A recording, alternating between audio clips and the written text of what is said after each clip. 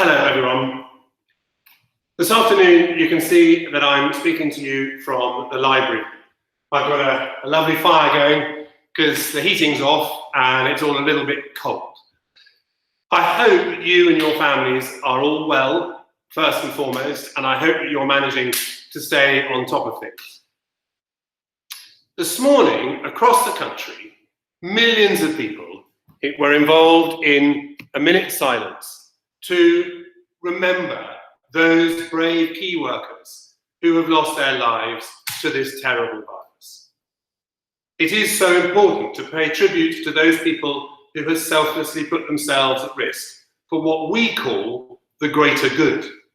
People who have lost their lives in order to save the lives of other people. I would ask you also to think about just how amazing all our key workers are and just how much we should value them. I think it's rather sad that it takes such a dramatic course of events to make us think about this, to make us think about how special our nurses, doctors, firemen, policemen, members of the armed forces all are.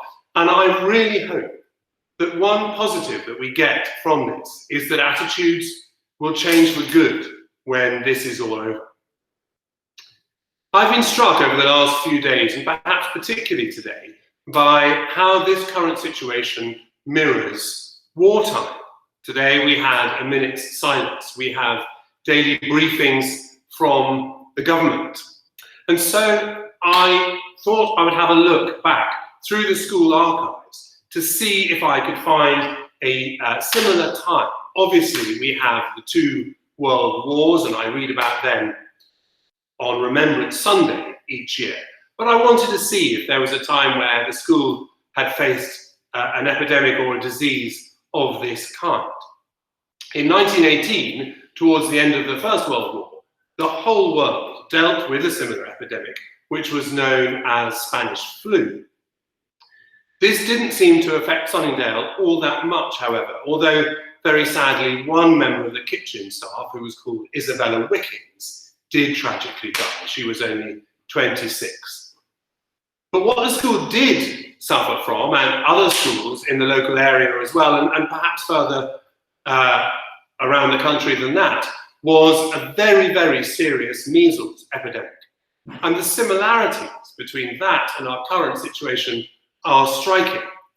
And I have found this from the school notes of the time.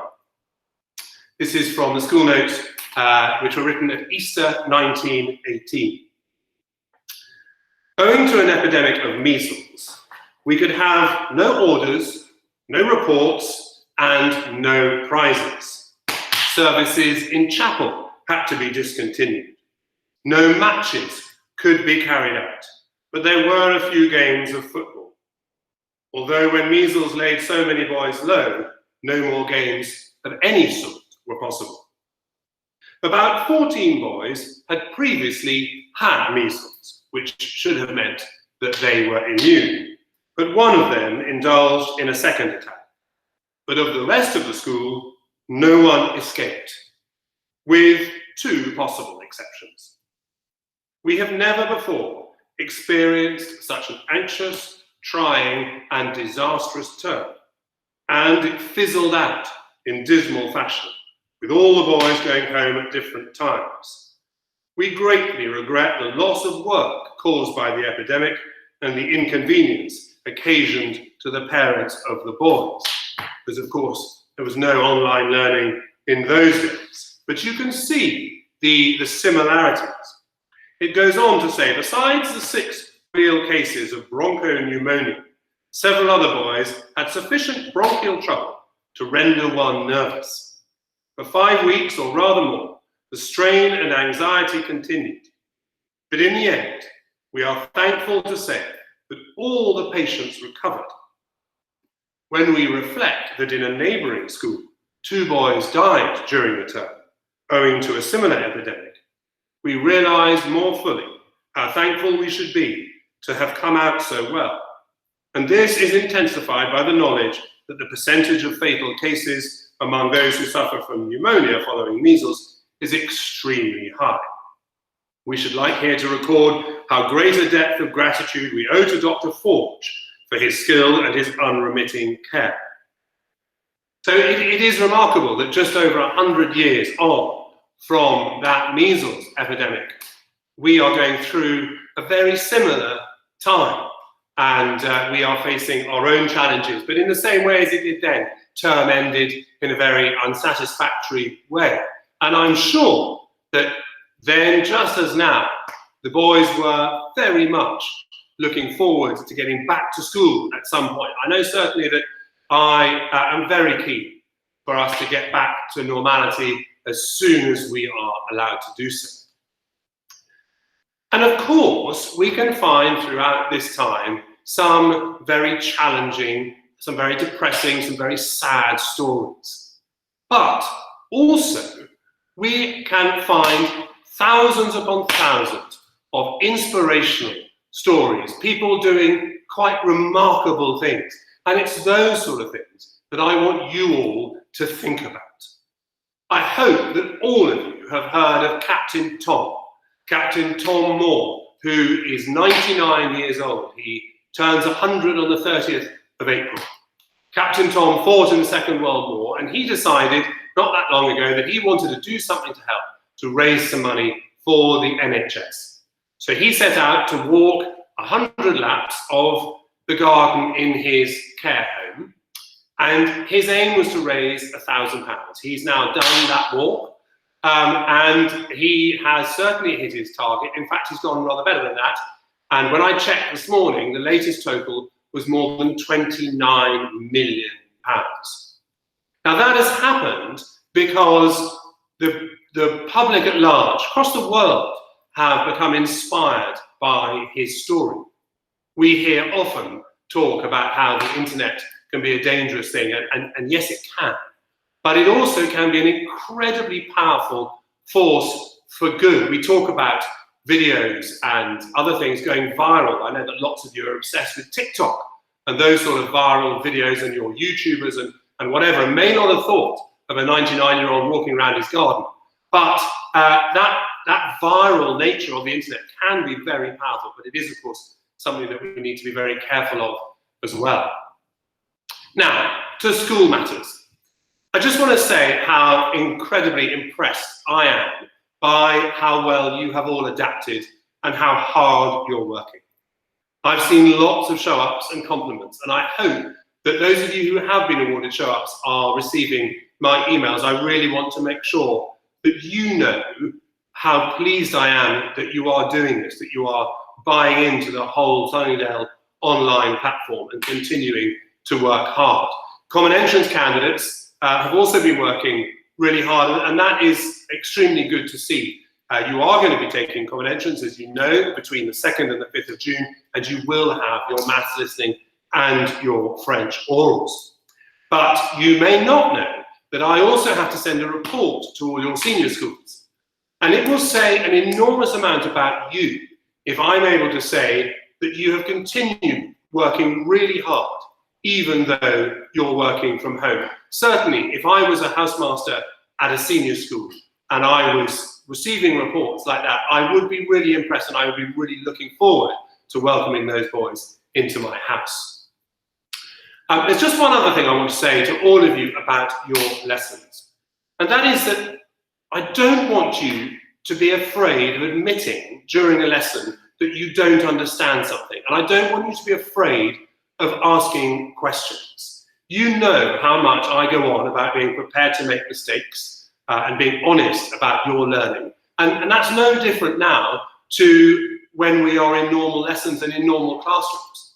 No one will laugh at you. And what I guarantee you is that there are bound to be other people in your form who will have wanted to ask exactly the same question. So please, can I encourage you to put up your hands, ask for help when you need it, and make sure that you can do the work with the support that you have on hand. Could you also, I have asked, and lots of you have done this, but could I ask you please to send in those videos of you hitting the tennis ball or football or whatever it is. I've had some fantastic videos, and thank you to those who've sent them. I've had about 40 so far, so that leaves another 60 or so that I need to receive. It would be really lovely if we could include every single boy in the final video. Also, Mrs. Mackay is going to liaise with some of the choir about putting together some choral music.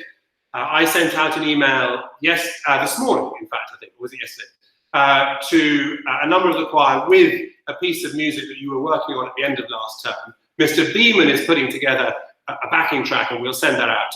And there's going to be a choir practice on Thursday at 1:30. I'll set up a choir Google Classroom, and then if you could sign into that and then look at your calendar for 1:30 on Thursday, so that you can have a choir practice with Mrs. Mackay. And then I've sent you instructions about how we can record this piece of music. I think it'll be really special and something that we can share with all the boys and with all the parents. I wanted to update you about the house competition. So, looking at compliments and show-ups, I have done a little tally and we'll see where we are. So, with compliments at the moment, in 4th place we have Girdleston on 15 compliments, 2nd Crabtree on 16, 3rd Crabtree on 16, 2nd Sheepshanks on 18, and in the lead on compliments at the moment is Fox. With show-ups, Fox is 4th on 11, 2nd Equal Crabtree and Sheepshanks on 12, and Girdleston has 14. And those of you who are very quick at maths will have worked out that that means that Crabtree are in 4th place on 28, Girdleston 3rd on 29, Sheepshanks 2nd on 30, and Fox are currently in the lead on 31. So it couldn't be closer. Lots to work towards, because even though you're working from home at the moment, it doesn't mean that we can't have a house competition. So I hope that you will try really hard to keep contributing to your house. Then, in terms of individuals, looking at the show-ups, we've had, as I said, a number of show-ups. I've got a number of boys who are on 2 show-ups. That's New, Marshall Rice, Changillan, Strickland Minor, and De Windish. So very well done to you. And then I've got 3 boys on 3 show-ups. That's Wang Major, Briggs, and Brogan. And in the lead at the moment on 4 show-ups is Strickland Major. So well done to all those boys, but well done to anybody that has had a show-up. And in terms of compliments, Zezenkov, Strutt, Bullock, and Wang Major have 2. And in the lead on his own on 4 is Hunt. So very well done to all of those boys.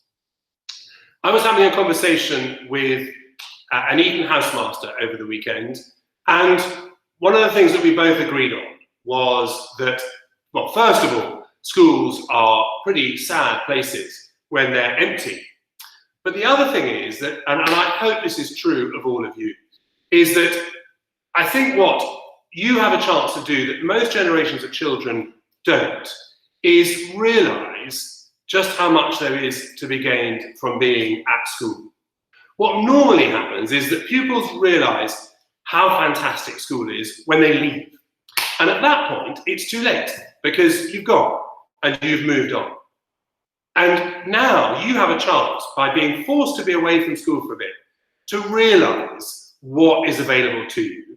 And I really hope that when you come back to school, you will really be determined to make the most of all the opportunities available to you. That's here, and then obviously when you go on to your senior schools, I want this to be a lasting change, something that you really learn from in this rather challenging time. But I want to end by saying very, very well done to you all. I think you're being absolutely brilliant. I hear such lovely comments from the teachers. We have a virtual staff meeting 3 times a week, and they are full of positive stories of how good you've been. And I'm so proud of all of you because you're really buying into it and doing fantastically well. Please stay safe, stay positive, and I will talk to you all next week.